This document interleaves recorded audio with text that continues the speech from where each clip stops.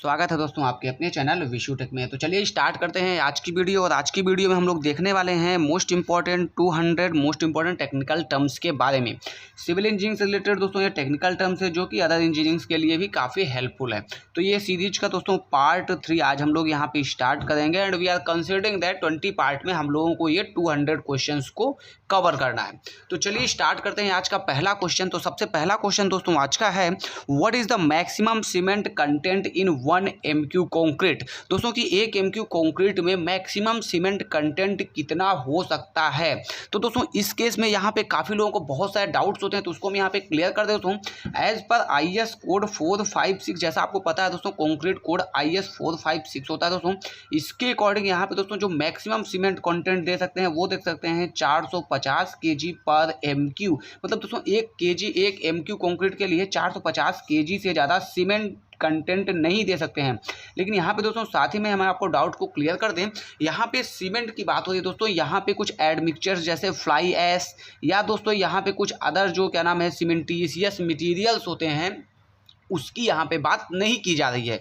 क्योंकि दोस्तों सीमेंट में हीट ऑफ हाइड्रेशन होता है और हीट ऑफ हाइड्रेशन केस में जैसा कि हम आपको पहले ही बता चुके हैं ट्राई कैल्शियम एल्यूमिनेट का हीट ऑफ हाइड्रेशन बहुत तेज़ी से होता है। तो यहाँ पे क्या होता है, अगर इससे ज़्यादा सीमेंट कंटेंट हम किसी भी ग्रेड ऑफ कंक्रीट में बढ़ाते हैं दोस्तों, तो हम लोगों के कंक्रीट स्ट्रक्चर्स में क्रैक्स डेवलप होने के चांसेस बढ़ जाते हैं।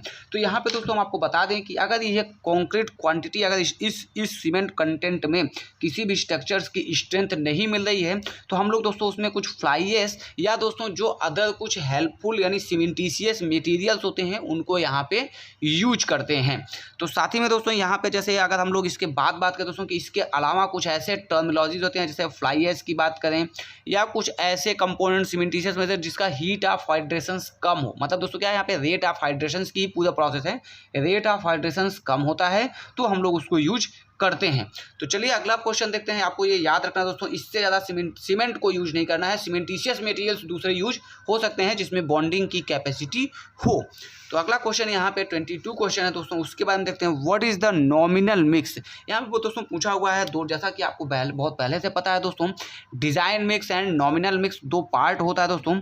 तो जो नॉमिनल मिक्स होता है दोस्तों अप टू, आपको यहाँ रखना है अप टू M20 तक हम लोग नॉमिनल मिक्स के थ्रू जाते हैं। साथ में दोस्तों नेक्स्ट यहाँ पे क्या होता है, जब हम M25 पे जाते हैं दोस्तों, तो यहाँ पे एक कंसिडरेशन है, जैसे दोस्तों एक स्टेयर से दूसरे स्टेयर पे जाने के लिए गैप होता है दोस्तों, ये M25 वो गैप है। इस गैप में दोस्तों इसको हम लोग क्या करते हैं दोस्तों, इसको हम लोग परसेंटेज में भी कर लेते हैं, इसको हम लोग क्या करते हैं जो हम लोगों का डिवीजन परसेंटेज है उससे भी कर लेते हैं। साथ में क्या दोस्तों इसको हम डिजाइन मिक्स भी करते हैं। लेकिन consideration up to nominal mix की बात करें दोस्तों, तो अप टू M20 तक हम लोग क्या करते हैं, नॉमिनल मिक्स कंसीडर करते हैं एंड डिजाइन मिक्स कंसीडर करते हैं M25 and then above.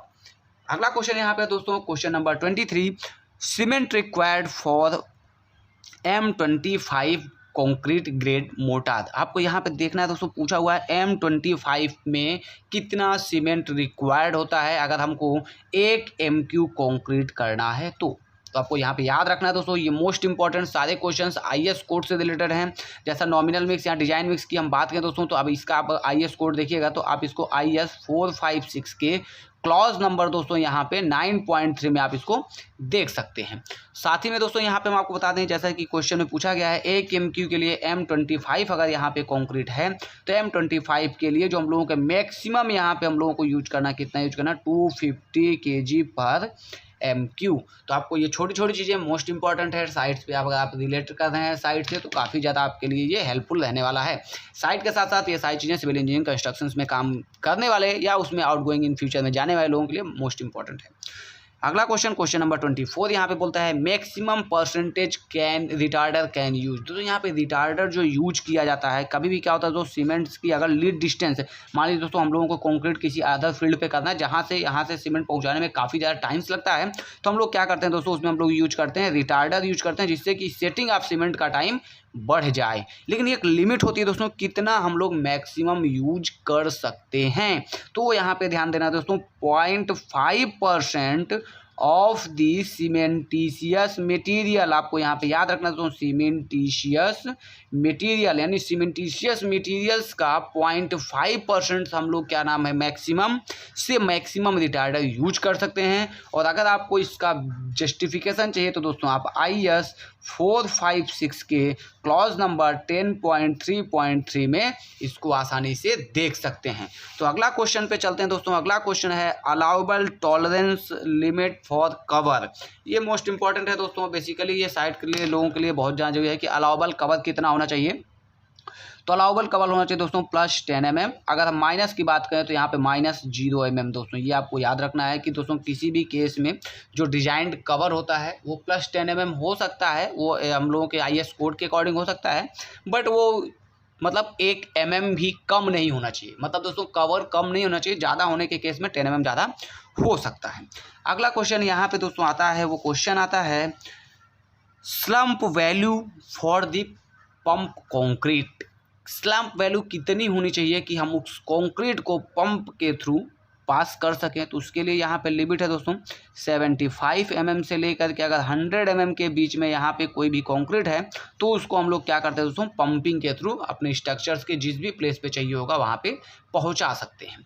Next question आता है यहाँ पे, तो question number 27, maximum plasticizer can use. दोस्तों प्लास्टिसाइजर क्या होता है दोस्तों, किसी भी कंक्रीट को प्लास्टिसिटी देने के लिए दोस्तों प्लास्टिसाइजर का यूज करते हैं। और ये मैक्सिमम कितना हो सकता है, मैक्सिमम प्लास्टिसाइजर कैन यूज अगर हम यहाँ पे बात करें दोस्तों, तो ये आप के लिए क्वेश्चन है दोस्तों। आप इसको गूगल पे या दोस्तों अपने कुछ फील्ड टेस्ट पे कंफर्म करके दोस्तों आप इसका कमेंट में रिप्लाई दीजिएगा दोस्तों कि ये प्लास्टिसाइजर मैक्सिमम कितना यूज करना चाहिए, कितना यूज नहीं करना चाहिए। Then I will give you the correct answer by your comments. Next question यहाँ पे आता है दोस्तों, question number 28, standard length for rebar for rolling and margin. क्योंकि दोस्तों क्या होता है, जब भी कोई रेनफोर्समेंट हम लोगों के कंस्ट्रक्शन साइट से 12 मीटर का बन के आता है दोस्तों, तो उसके डायमीटर्स के चेकिंग के लिए और उसका वेट चेकिंग के लिए हम लोग क्या करते हैं, रोलिंग मार्जिंग करते हैं। तो रोलिंग मार्जिंग के लिए दोस्तों यहाँ पे जो मिनिमम यानी स्टैंडर्ड की बात हुई दोस्तों, तो स्टैंडर्ड जो लेंथ होता है वो कितना लिया जाता है, 1 मीटर का स्टैंडर्ड लेंथ टुकड़ा सरिया स्टील का लिया जाता है, जिसमें हम लोग रोलिंग एंड मार्जिंग करते हैं।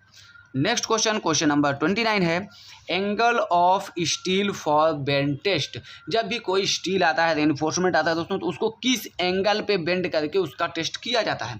तो आपको बता दें दोस्तों, जब भी कोई स्टील आता है तो उसको क्या करते हैं दोस्तों, हम लोग 180 डिग्री, जैसा कि आपको पता है दोस्तों कैलकुलेशन कैसे होता है एंगल का, ऐसे होता है।